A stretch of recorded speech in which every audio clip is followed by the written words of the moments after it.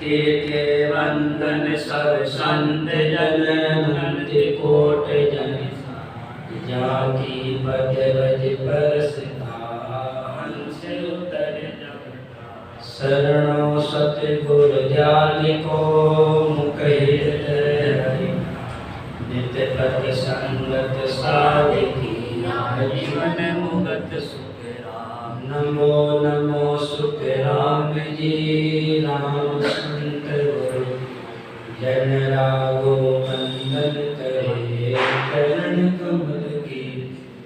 नमो राम के बल ब्रह्म सतगुरु सतभक्त जन सुख सारण बंदन करें आदि अंत।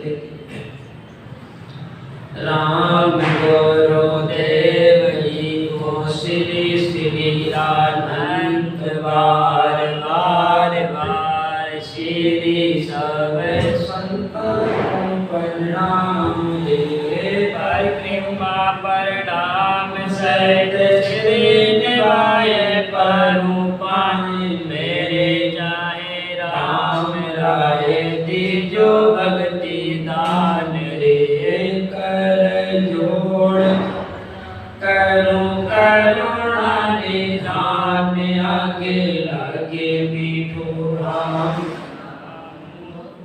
मेहरबान रे सर्वाना सुनु तो राम रस न गुण तो राम वाणी में केहू तो संतो रब कान रे नाम की प्रतीत दी नाम को प्रकाश की जो नाम की प्रतीत सुख सारण सांची।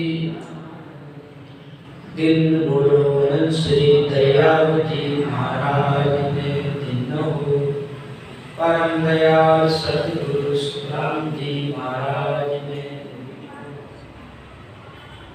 अनंत श्री राघवदास जी महाराज ने दिनो अनंत श्री सुखसारण जी महाराज ने सतगुरु स्वामी श्री युक्तिराम जी महाराज ने स्वामी श्री कुशालदास जी महाराज ने स्वामी श्री राम सत्तास जी महाराज ने श्री नैनराम जी महाराज ने सतगुरु वाणी जी महाराज ने राम सभा सुराम जी राम राम महाराज।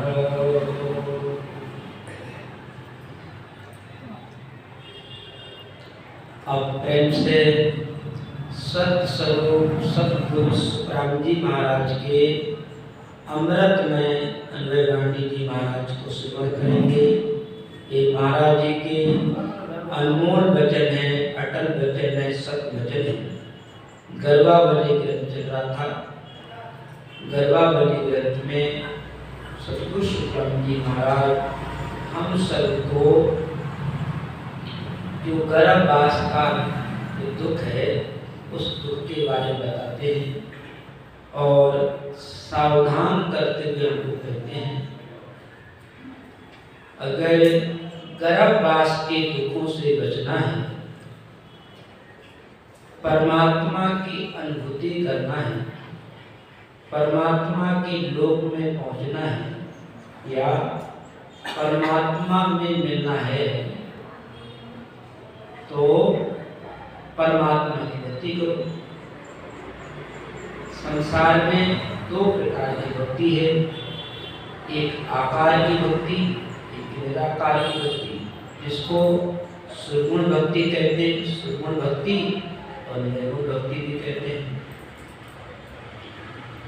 तो सुगुण भक्ति हमको फल देने वाली है, सुख देने वाली है, यहाँ तक कि मुक्ति और मोक्ष भी मिल सकती है। लेकिन महाराज जी कहते परम मोक्ष तो नहीं होती। परम मोक्ष की प्राप्ति तो निराकार परमात्मा की भक्ति करने से ही होती है। तो आकारी को सेविया गर्भ ताप नहीं जाए,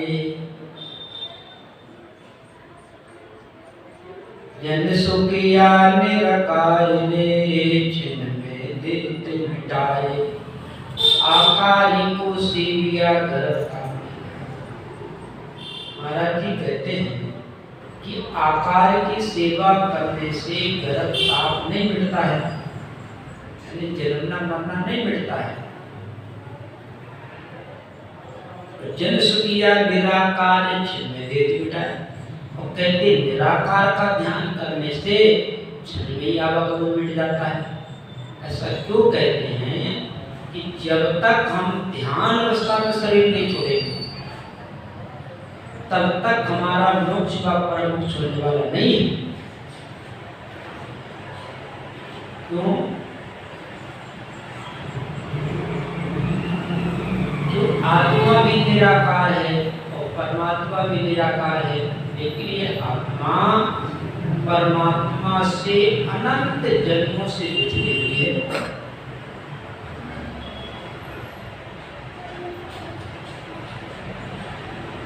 इस आत्मा को अगर परमात्मा से दूर होते हुए सतयुग निकल गया, त्रेता निकल गया, द्वापर निकल गया और कलयुग निकल गया, और ये आत्मा बार बार शरीर धारण करती है, बार बार जन्मती है, बार बार मरती है। कब तक?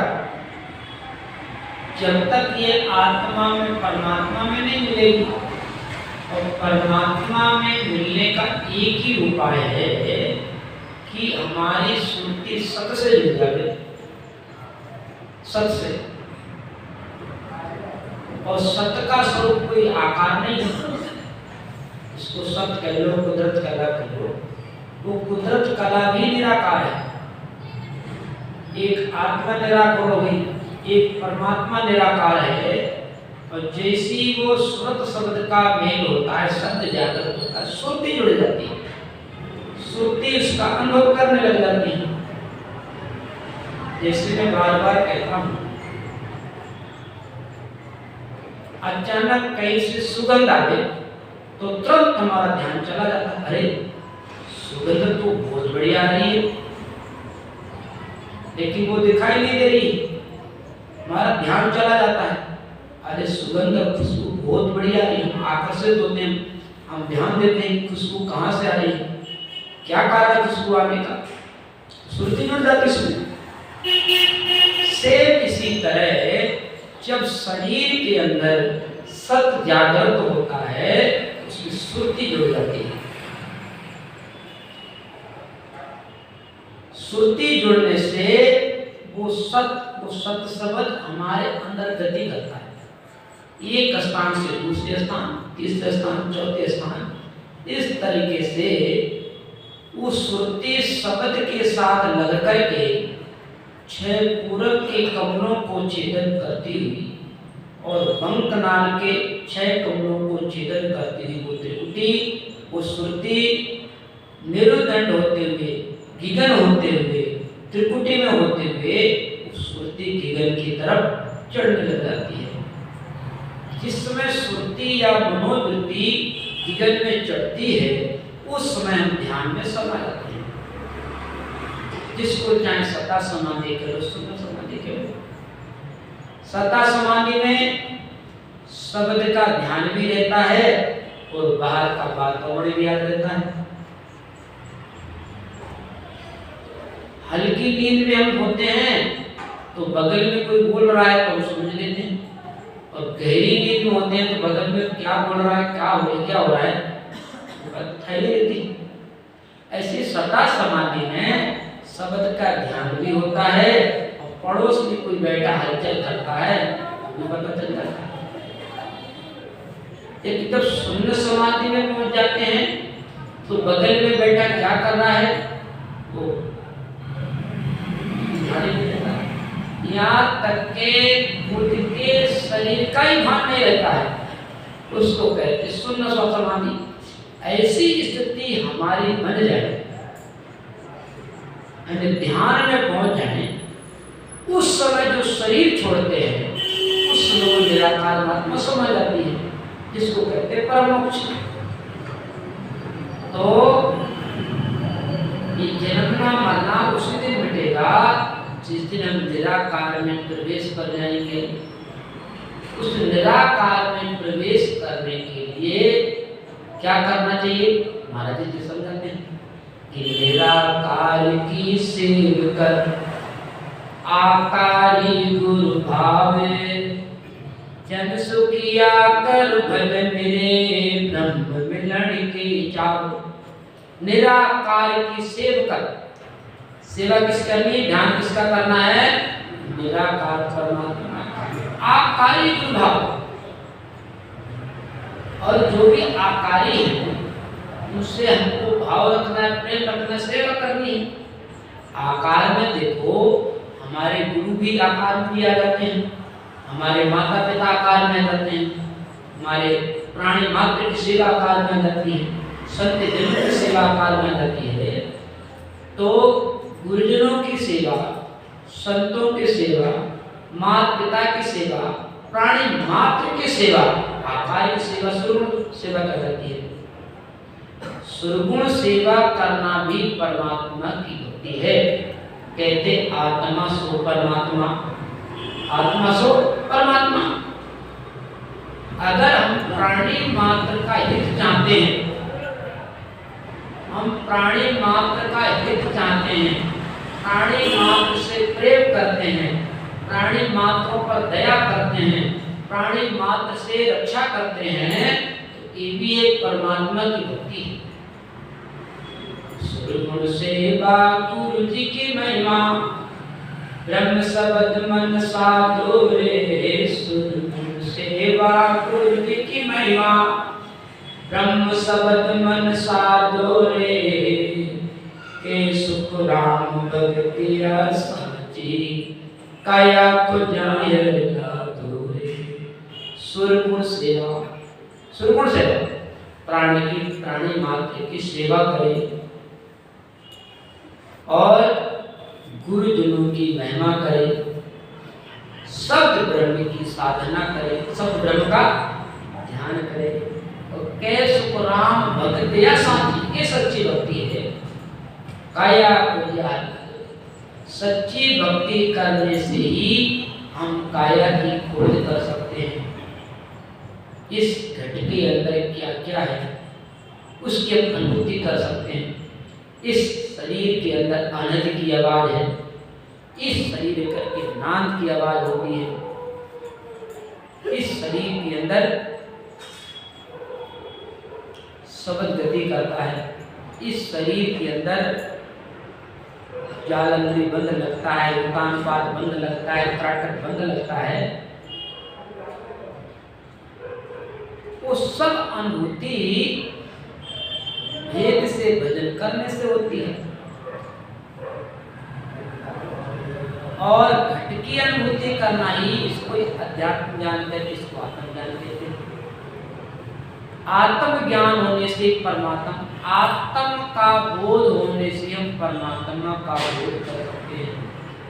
जब हमने आत्मा को ही नहीं सोचा तो परमात्मा को कहां से सोते हैं? शरीर के अंदर क्या है उसकी खोजना नहीं तो परमात्मा खोज कैसे कर लेंगे? तो परमात्मा की खोज करने के लिए, अनुभूति करने के लिए निराकार का ध्यान करो। और निराकार का ध्यान भेद से होता है, विधि से होता है। निराकार की सेव कर आकारी गुरु भाव, जन सुखिया कर भजन रे ब्रह्म मिलन को चाव। महापुरुष समझाते हैं परमात्मा से मिलना चाहते हो तो भजन करो। बिना भजन किए हम परमात्मा से मिल नहीं सकते। महाराज ने जोर दिया है बिरतुबासी एकादशी करता है निरधार, और बिना भजन सुख राम कहे कहे न पहुंचन हार। बिरतुबास एकादशी करता है निराधार, निरंतर उपवास करे, एकादशी करे, तो भी जन सुखिया भजन में कदे न पहुंचे। बिना भजन के तो कभी भी परमात्मा की अनुभूति परमात्मा को नहीं मिल सकता। कुछ भी कर लो बिना भजन के, कि तपस्या कर कर खप गया, तीरथ कर नर ढोए, और बिना भजन सुख राम कहें, कभी न पहुंचन कोई।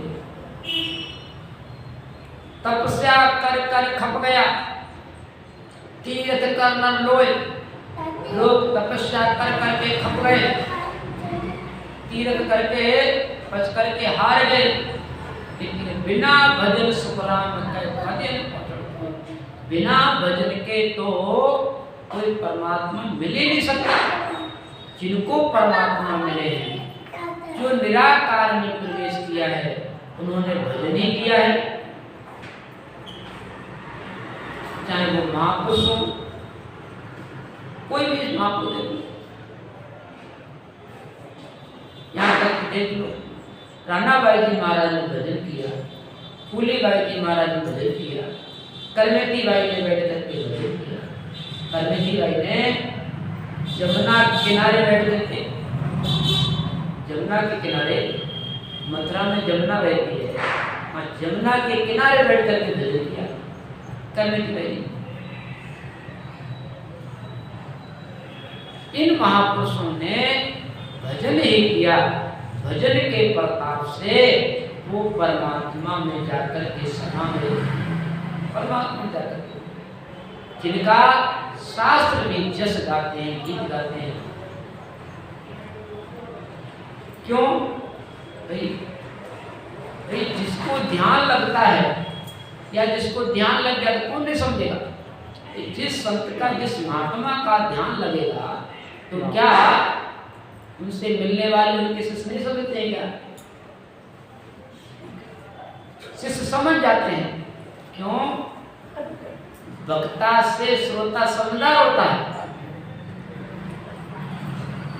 वक्ता से श्रोता समझदार होता है। जब गुरु की जैसी स्थिति होती है, उसे समझ लेते हैं।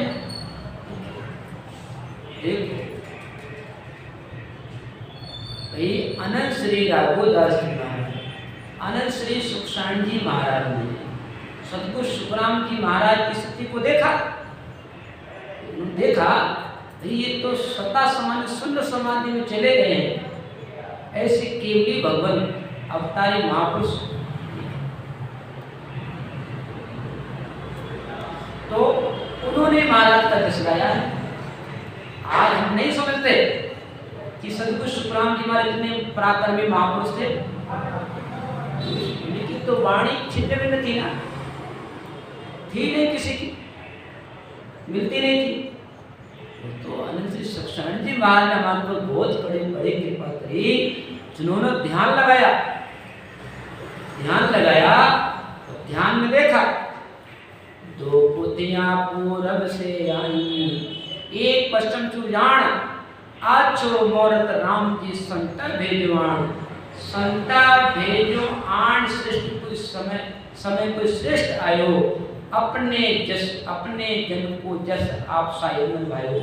सुखराम दास बाची सवे, ये शब्द बड़ा सार।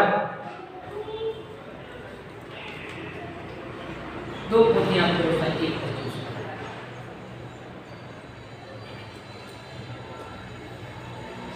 सुखसाण जी महाराज पता थी महापुरुष ने केवली भगवंत है, वाल्मीकि महिमा है। तो अब ये महापुरुष जो विष्णु साधना अमर लोक में चले गए, उनके शिष्यों के द्वारा पता चला कि वो महापुरुष अमर लोक में ध्यान अवस्था में चले गए। ये जिन्होंने भजन किया वे ही अमर लोक जाते हैं। कि बिना भजन किए चाहे ज्ञानी बन जाए, चाहे विद्वान हो जाए, चाहे शास्त्रों का ज्ञाता बन जाए, तो भी भजन के बिना परम मोक्ष की प्राप्ति होती नहीं है।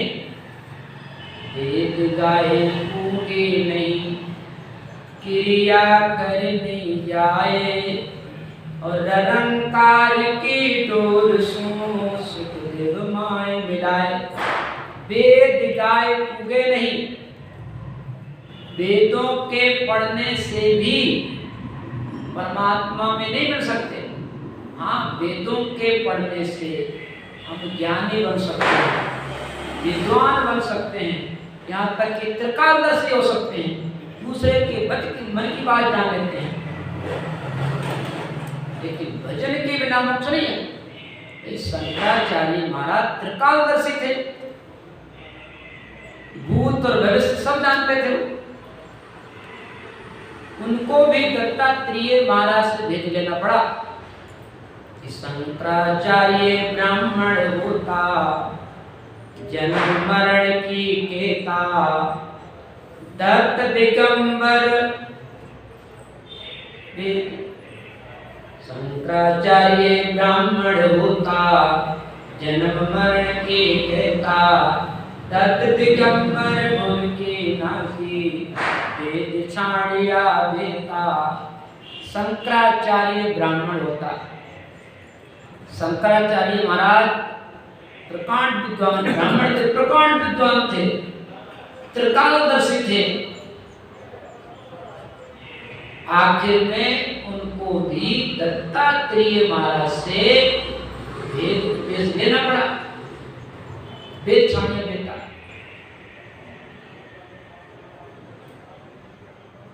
एक प्रसंग आता है षडदलीप राजा का।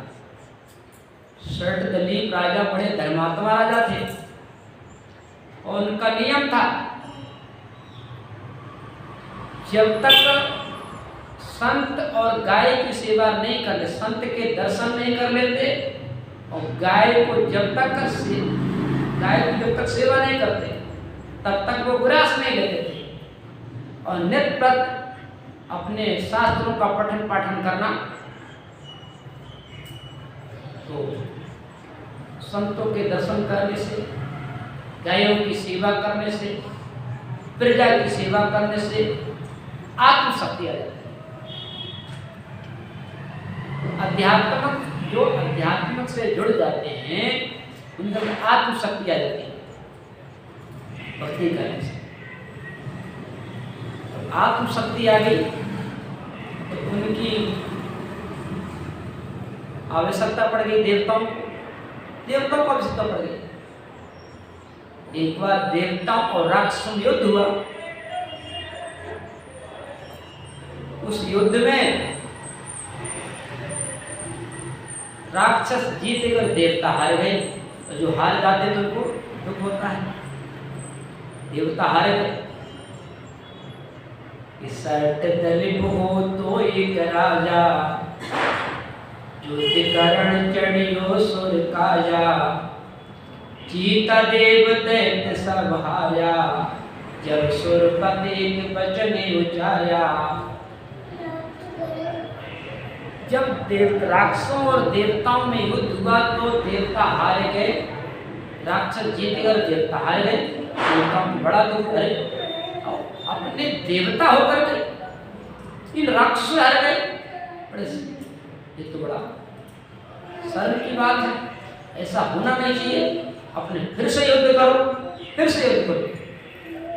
देवताओं ने कहा फिर से युद्ध किया, हार गए तो फिर लो और डबल। तो देवताओं ने आपस में सलाह कर कि मृत्यु लोक में एक राजा षडदलीप है, धर्मात्मा राजा है, प्राकर्मी शक्तिशाली राजा है। अगर उनसे अपने हेल्प लेते हैं, उनको अपने साथ मिलाकर युद्ध करते हैं तो निश्चय ही विजय हो जाएंगे। सब देवताओं का विवाद ठीक है। सब देवता मिलकर के षडदलीप के पास आए। षडदलीप का राजन, आप क्षत्रिय हो और हम आपसे मदद मांगते हैं, हमारी हार हो गई है और आप हमारे साथ युद्ध करते हैं तो हमारी निश्चय ही विजय हो जाएगी, जीत जाएंगे। आप चलिए हमारे साथ। तो राजा षडदलीप तैयार हो गया, गए युद्ध में। युद्ध होने लगा। युद्ध में क्या हुआ? जीता देव दैत्य सब हारा, जब सुरपति एक वचन उचारा। जीता देव दैत्य सब हारा। जब देवताओं ने षडदलीप के साथ में युद्ध किया तो देवता जीत गए, देवता राक्षस हार गए। जब देवता जीत गए तो बड़ा खुशी खूब आनंद मना में। देवताओं ने विचार किया कि वो राजा खटलिन की वजह से अपनी विजय हुई है, इनको कुछ इनाम देना चाहिए।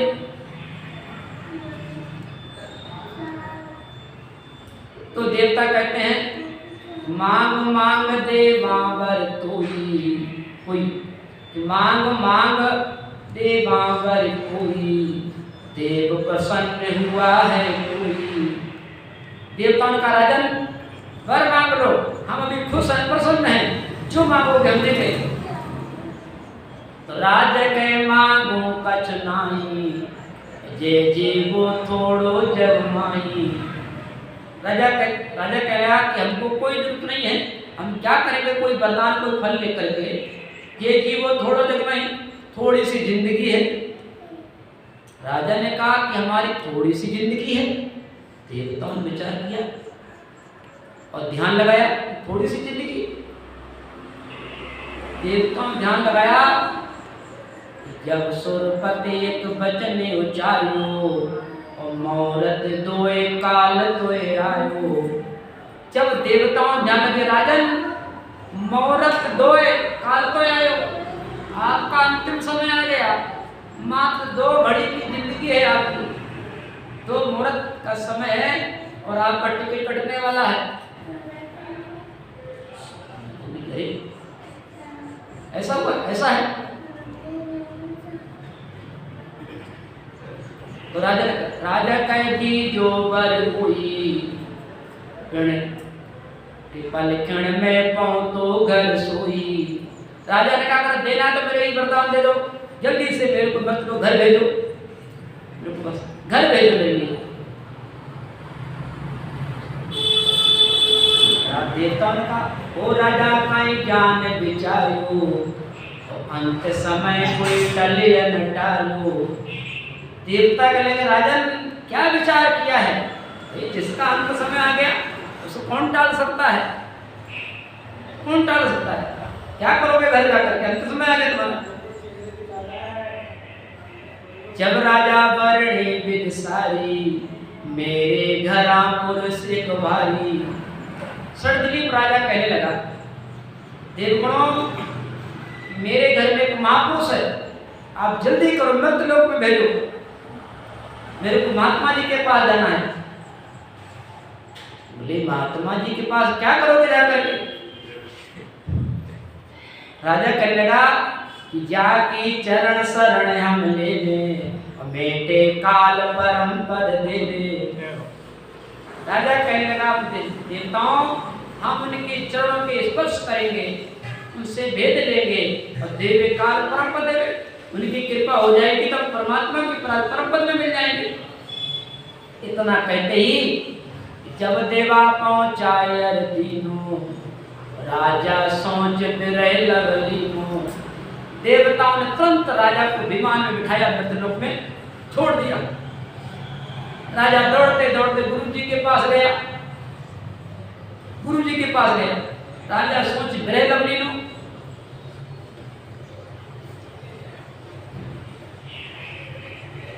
अब वो महात्मा कहने लगे, महात्मा कहने लगे राजा क्या हुआ, क्या बात है, क्या देवताओं की हार हो गई, क्या कोई राक्षस पीछे लग गया है। ओ महाराज नहीं रण भागो, महाराज रण से भाग करके नहीं आया हूं। महात्मा बोले क्या तुम रण से भाग करके आ रहे हो, तुम्हारे पीछे कोई राक्षस लग गया है या कोई देवता हार गए हैं। ओ राजा कहे रण में भागो, हारिया देव दैत्य कोई लागो। राजा कहता नहीं नहीं महाराज, ओ महाराज नहीं रण भागो, और जीता देव दैत्य नहीं लागो। राजा कहने का महाराज मैं रण से भाग करके नहीं आया हूं, देवताओं की जीत हो गई है, मेरे पीछे राक्षस नहीं लगा है।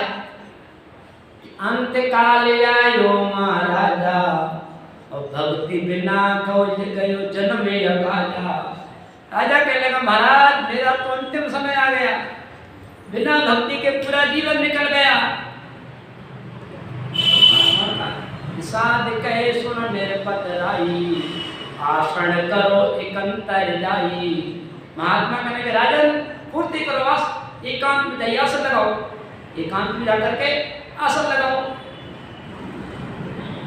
आसन लगाओ।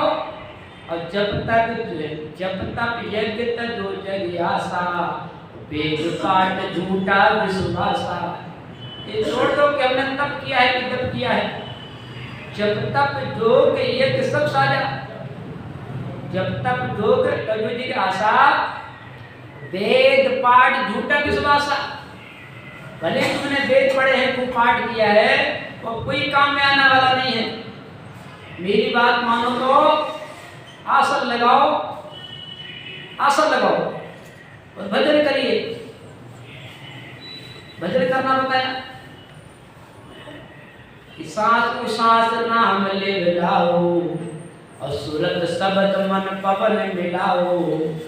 सांस को, अब वो महात्मा जी राजा खटदलीप को भेद बताते हैं, कहते हैं सांस को सांस राम ले मिलाओ।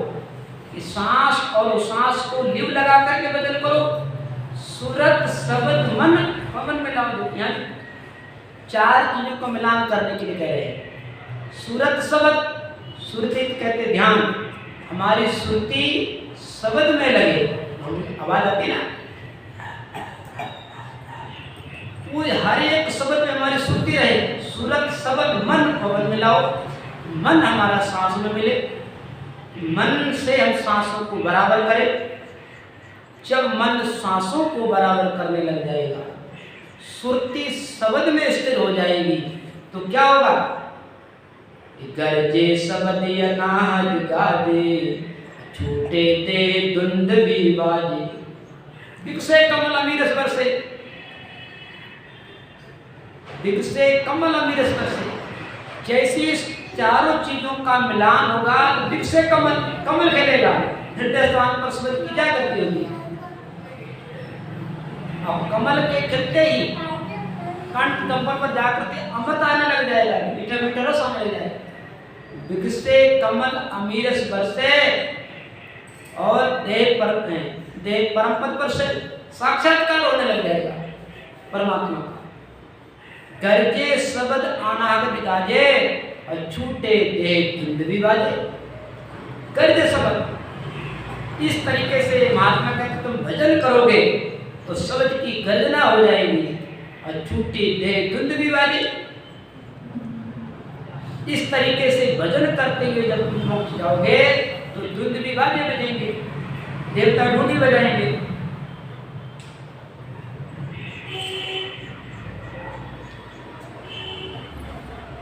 केवल भगत मोरत दोई कीनी, सुन लो देव परम पद कीनी। केवल भगत मोरत दोई कीनी, सुन जो परम पद कीनी। राजा षडदलीप ने महात्मा जी से उपदेश लेकर के दो ही मोरत भजन किया, दो ही मोरत। ये बात मंडल लिखा है, ये तो बच्चन सुखशांत जी महाराज के थे, अब सबको शुक्राम जी महाराज समझाते हैं। दलपत मोरत दोई रट्यु है राम ने, दलपत मोरत दोई रट्यु है राम ने। गयो है जलम बोजीत, सिधायो धाम ने।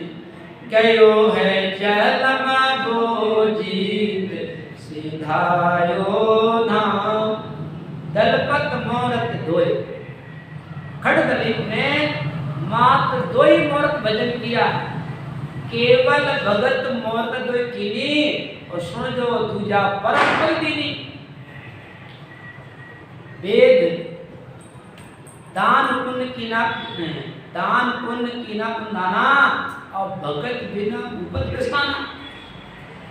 जब तक जाप खटदलीप ने घणे धर्म पुण्य किया, खूब जब किया तब किया, दान पुण्य किया, लेकिन वो अंतिम समय में काम में नहीं आए। भगत बिना भूपत पछताना, भक्ति के बिना खटदलीप को पछताना पड़ गया। अरे खटदलीप को महात्मा नहीं मिलते तो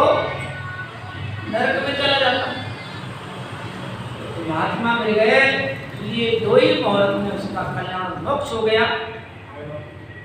इसलिए मोक्ष निकई होता है जो भेद से भजन करते हैं, जुक्ति से भजन करते हैं। केवल पढ़ने और सुनने सीखने से मोक्ष नहीं होता है।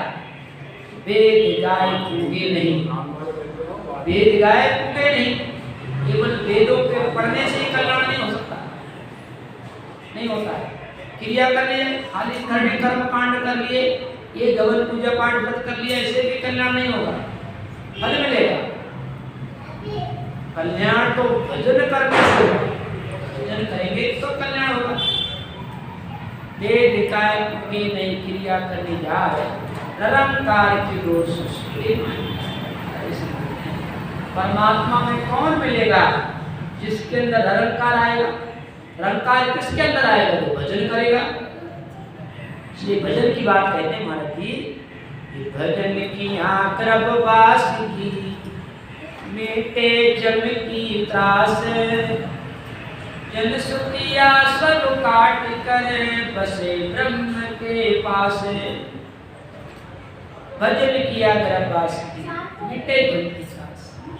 महापुरुष समझाते हैं भजन करने से ही जम की त्रास मिटेगी। जम की त्रास क्या है? ये बार बार जन्मना और बार बार मरना, यही जम की त्रास है। ये जम की त्रास बिना भजन से नहीं मिटेगी। जो भजन करेंगे वही जमरास में बच सकते हैं। जन सुखिया सब काट कर बसे ब्रह्म के पास। जो भजन करते हैं वो सब तरह के शुभ अशुभ कर्म फंदे से सब काट करके परमात्मा में जाकर के मिल जाते हैं। भाई भजन करने से तो बड़े बड़े पापी परमात्मा से मिल गए। संत महात्मा परमात्मा मिले कोई बड़ी बात नहीं। भाई संत महात्मा की गति तो बड़ा धीमी होती है, लेकिन यहाँ कहते हैं बड़े बड़े पापी परमात्मा में जाकर के मिले। केता जी महाराज, सैन जी महाराज, सदन जी महाराज और महापापी वाल्मीकि जी, अजामिल देखो, वाल्मीकि बहु कर्म कटाया, वाल्मीकि बहु कर्म कमाया, कुंठ जी संभाया, सब कृषि पे गुरु की नाच मेरा चले। वाल्मीकि तो बहुत बड़े नामी डाकू थे, लेकिन महात्माओं के द्वारा उनको भेद मिल गया, उपदेश मिल गया, तो भजन करने से उनकी कंचन जैसी काया होगी, वो ब्रह्म रूप हो गए, परमात्मा में जाकर के मिल गए।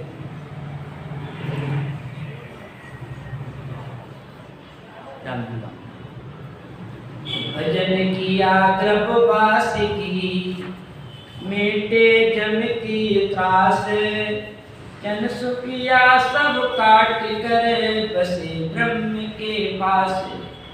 सब दुख काटिया चाहिए ब्रह्म ज्ञान उधार, जन सुखिया निस दिन रटे चले नाम की लाल।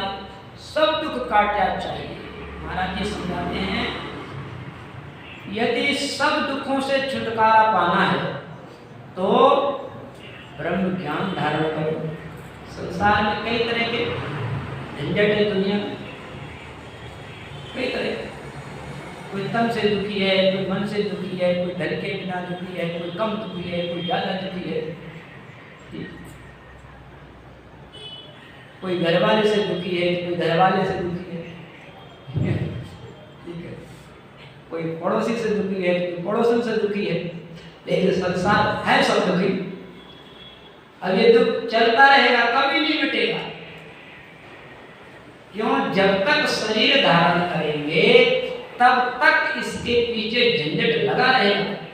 देखा महाराज, जब ये आत्मा शरीर धारण करती है तो एक विपदा नहीं अनंत विपदा लग जाती है। एक जिम्मेदारी नहीं अनेक जिम्मेदारी आ जाती है। जब आकार देहधारी और विपदा अनंत लगे जिम्मेदारी, सुख चावे जहाँ दुख उठ लागे और हर्ष करे न सांसों जागे।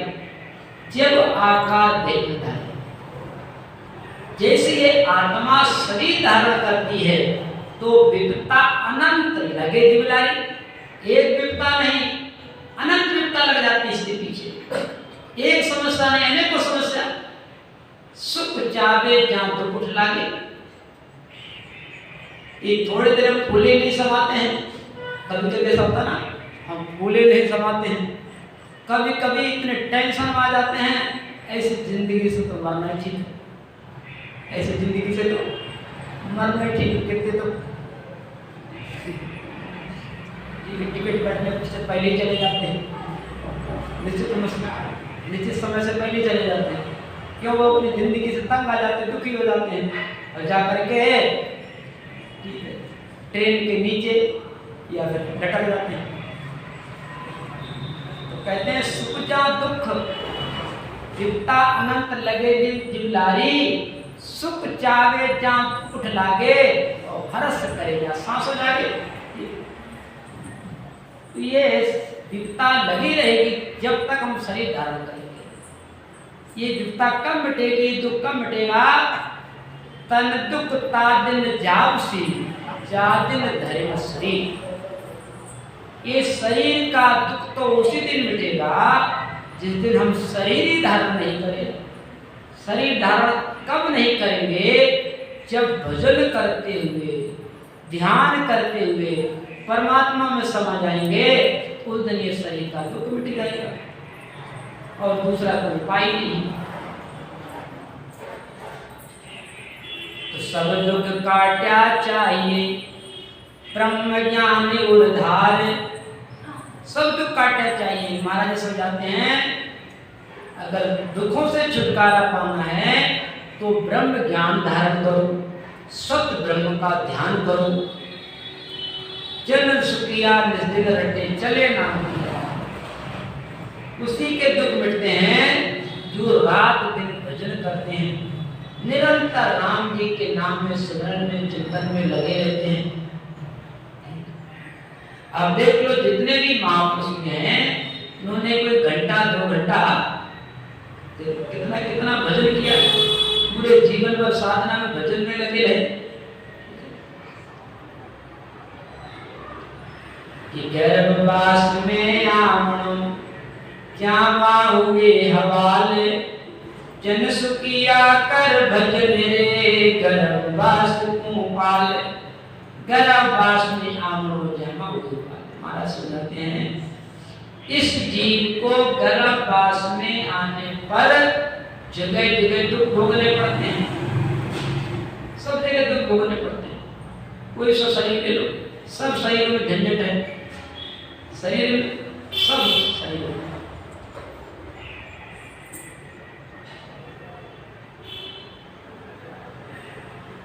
गर्भवास में आमणो जामा हुए वाल। जन सुखिया कर भजन रे गर्भवास पाल। महाराज जी समझाते हैं अगर गर्भवास से बचना है, जन्म मरण से रहित होना है तो भजन करो। गर्भवास में दुख घणो ऊंदे मुख मल माए। जन सुखिया यो सोच करे रहो राम लिवलाए। गर्भवास में दुख घणो। महापुरुष समझाते हैं ये गर्भवास का दुख बड़ा भारी दुख है। ऊंधे मुख मल माए, क्यों? गर्भवास में इस जीव को उल्टा लटकना होता है और मुख भी गंदगी में होता है, गंदगी की तरफ होता है। जन सुखिया सोच कर रहो राम जाए। ऐसे दुख से बचना है तो राम जी के भजन से लगे रहो। चौपाई सुन रे जीव शब्द तू मेरा। गर्भवास का कहूँ दुख तेरा। नव नव मास गर्भ के माई। ऊंधे मुख तू झूले जाई। सुन रे जीव शब्द तू मेरा। महापुरुष समझाते हैं ये जीव तुम मेरे वचनों को सुनो। मैं तुमको गर्भवास के दुखों का वर्णन करता हूँ। 9 मास गर्भ के माई। इस जीव को 9 महीने तक गर्भवास में रहना होता है। ऊंधे तू झूले जाए वहां भी उल्टा 9 महीने तक गर्भ में उल्टा लटकना होता है। कि मलमूत्र सब हिले खावे, निस दिन पड़ियो नरक में जावे। जठराग्नि की आँच करारी, बेदुख सहे सिर पर वारी। मलमूत्र सब हिले खावे। इस जीव को गर्भवास में मलमूत्र का सेवन करना होता है। रात दिन उस नरक में पड़ा रहता है, गंदगी में पड़ा रहता है। हमारे पास कोई गंदगी पास ला करके डाल देते तो मैं 1 मिनट भी नहीं ठहर सकते हो, उठ के खड़े रहते। वहां तो गंदगी भी पड़ा रहता है।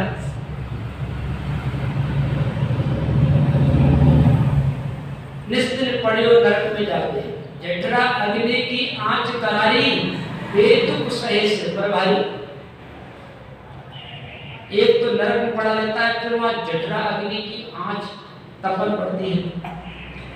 जैसे केतली में या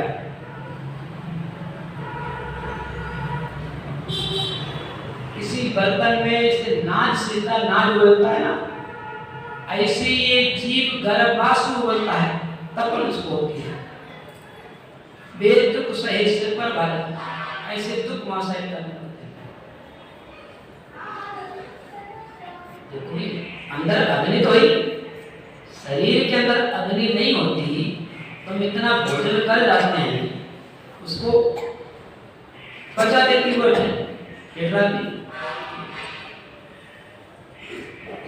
तेज अग्नि होती है।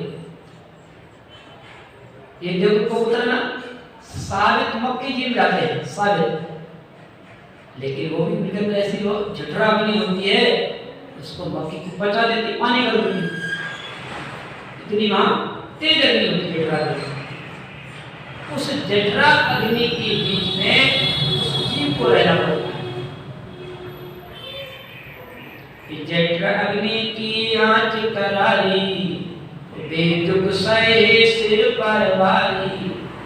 सबो चोरयो गर्भ के माई, पाप पसरिया जावे नाई। गर्भवास में बेदुख लिया, दिन भूल मती तू जिया।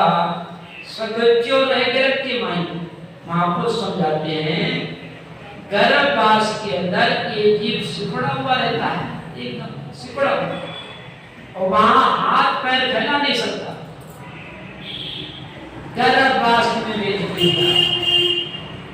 बेदिन भूल मती तुझिया।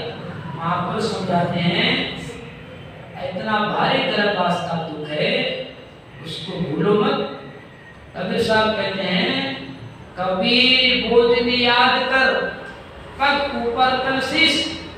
महात्मा कहते हैं जीव उस दिन की याद करो जिस दिन पैर ऊपर थे और मुख नीचे था। कबीर बोझन याद कर, पग ऊपर तल शीश। अमृत मंडल में आए कर बिसर गया जल्दी। आपको सुनाते उस दिन की याद करो जिस गर्भवास में दे लगे हुए थे। अब तुम मृत लोक में आकर के परमात्मा को भूल गए। बेदिन भूल मती तुझिया। हमारे समझाते हैं वो गर्भवास के दुखों को भूलो मत।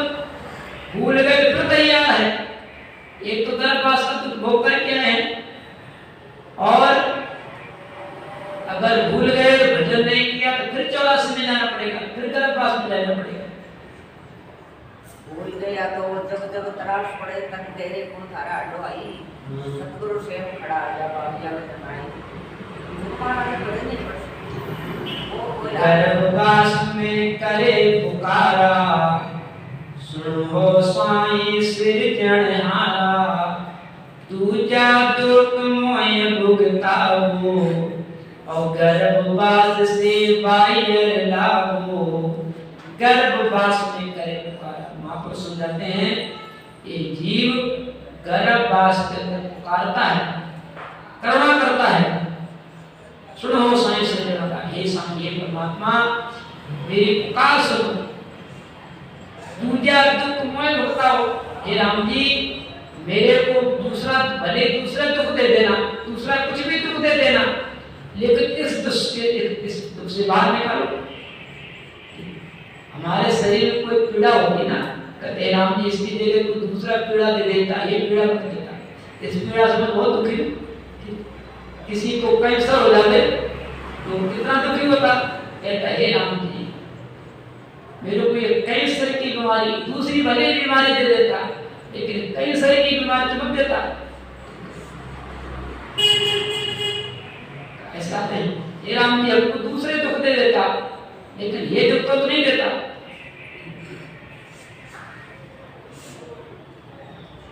वो जीव गर्भवास में पुकार करता, हे राम जी मेरे को दूसरा दुख भले दे देना, लेकिन गर्भवास का दुख मेरे को मत देना। ये दूजा दुख मैं भुगताओ और गर्भवास से बाहर लाओ। साईं त्रास अब मैं सुन लीजिए और गर्भवास से बाहर कीजिए। अब तो बेखातर मैं हुआ और हर हर करूं रहूं नहीं डूबा। साईं त्रास अब मैं सुन लीजिए। अब वो जीव गर्भवास के अंदर पुकार करता, प्रार्थना करता है प्रभु मेरे को गर्भवास से बाहर करो, मैं बहुत दुखी हो गया हूँ, हर हर करूं रहूं नहीं डूबा। राम जी अगर मैं गर्भवास से बाहर आ गया तो मैं निरंतर आपका भजन करूंगा और एक क्षण भी आपको नहीं भूलूंगा। वहां तो कॉल करके आया, मैं आपका रात दिन भजन करूंगा, रात दिन भजन करूंगा और एक क्षण भी आपको नहीं भूलूंगा। और यहाँ आकर के ठीक है, यहाँ आकर के बस उसी को ही भूल गया और बोला मैं रात दिन भजन करूंगा, एक क्षण भी नहीं भूलूंगा। इसका सीधा ही उल्टा हो गया। अब परमात्मा को छोड़ करके रात दिन कर्म में लगा रहता है, एक क्षण भी ध्यान नहीं करता है, एक क्षण भी ध्यान नहीं करता, एकदम अपोजिट।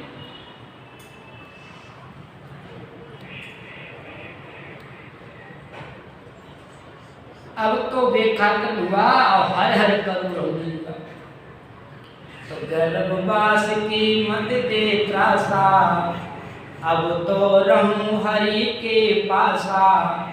हर भक्ति कर हूं गाढ़ो, अब के गर्भवास से काढ़ो। गर्भवास की मत दे त्रासा, वो जीव प्रार्थना करता है, करुणा करता है प्रभु अब मेरे को ये गर्भवास की त्रास मत दो, ये दुख मेरे से सहन नहीं होता, बहुत भारी दुख, बहुत दुखी हूँ। अब तो रहूं हरि के पास आए, ये प्रभु अब तो मैं आपके ही पास रहूंगा, आपका चिंतन करूंगा, आपका ध्यान करूंगा, हर भक्ति करूंगी गाढ़ो। और मैं गर्भवास से बाहर आ गया तो मैं गाढ़ा होकर के लगन से भक्ति करूंगा, लगन से। अब के गर्भवास से काढ़ो, अब के बाहर करो बसेरा। अब के बाहर करो बसेरा, जैसे जाप करो तेरा, तुझे भूल कर नहीं जाऊं जी है। अब के बाहर, अब के बाहर करो बसेरा, निस्तिर जाप कर मन तेरा। कोई गर्भवास में पड़ा हुआ जीव निरंतर पुकार करता है, हे राम जी मेरे को गर्भवास से बाहर निकालो, बहुत दुखी हूँ, मैं आपका रात दिन भजन करूंगा, लेकिन एक बार मेरे को गर्भवास से बाहर निकाल दो। इस तरीके से ये जीव राम से कौल करके आया है, राम से कौल कर आयो, मनुष्य का दुर्लभ से पायो। बड़ा कठिनता से मिला है, कितने भारी दुख को सहन किया है, तब ये कितने तो गर्भवास में ही चले जाते हैं, वो संसार में देखने को भी नहीं मिलता है, उनको माँ बाप की शक्ल ही नहीं मिलती है देखने को, और वहीं बड़े बड़े सड़े रहते हैं, पहले तो तड़पते हैं और फिर जन्मती मर जाते हैं। बहुत से साल जन्मने के बाद कई तो 6 महीने के बाद चला जाता है, 1 साल में चला जाता है। इतना भारी कष्ट सहने के बाद भी हम संसार को नहीं देख पाते हैं। अब के बाय करो बसेरा निस्तर जाप करो तेरा, तुझे भूल कब ने जाऊं ये है अब के बायर। गुरु परम दयाल सतगुरु शुक्राम जी महाराज ने, सतगुरु पांडे जी महाराज। अब सीधे बैठ कर के थोड़ी देर की राम भजन को आराम से से भजन सुनेंगे। तो भजन को